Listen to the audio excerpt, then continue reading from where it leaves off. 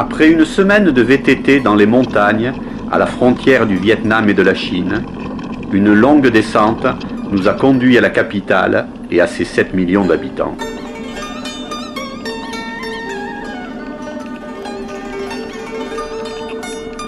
Nous avions 2 jours pour connaître Hanoï.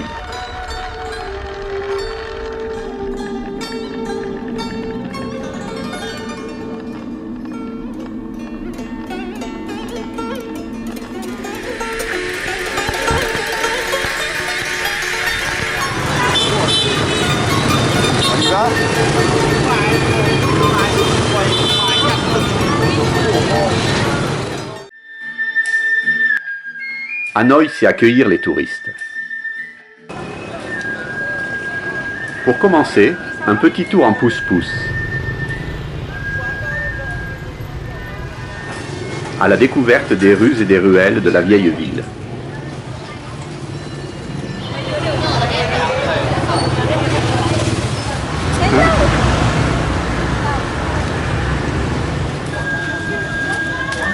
La ville est parsemée de lacs, d'où le nom de Hanoï qui signifie « par-delà les eaux » en vietnamien.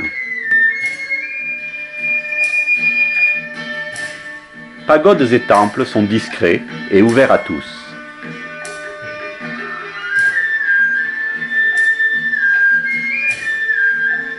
Les parcs et jardins sont entretenus avec soin.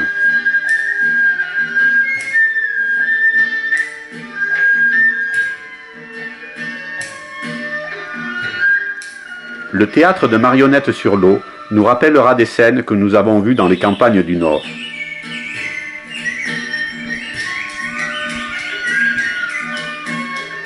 Quel talent pour cette troupe de marionnettistes qui travaillent dans des conditions particulières avec de l'eau jusqu'au ventre.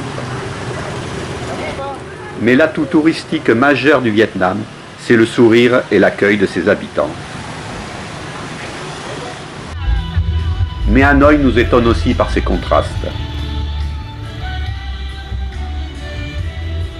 Le 2 roues motorisé est roi. Le train se faufile entre les maisons à plus de 50 km/h. Hanoï surmontera-t-elle son problème de transport en créant en 3 ans, comme c'est le projet, sa première ligne de métro? Hanoï est surpeuplée et grouillante, ce qui lui vaut le surnom de ruche. Mais calme et zen par endroits. Quelle anarchie dans les réseaux électriques et numériques. Alors que tout près, les usines construisent ordinateurs et tablettes pour le monde entier. Ici, les petits métiers et l'entreprise individuelle pullulent. Alors que l'État planifie et emploie de nombreux fonctionnaires. Les habitants vivent-ils dans la rue ou habitent-ils dans des immeubles dont beaucoup dépassent les 100 mètres de haut, comme la tour Kin Gram qui culmine à 326 mètres. La pollution est à la limite du supportable, et pourtant, les espaces verts sont nombreux. La discipline des visiteurs du mausolée de Ho Chi Minh contraste avec la joyeuse pagaille qui règne dans les rues de la ville.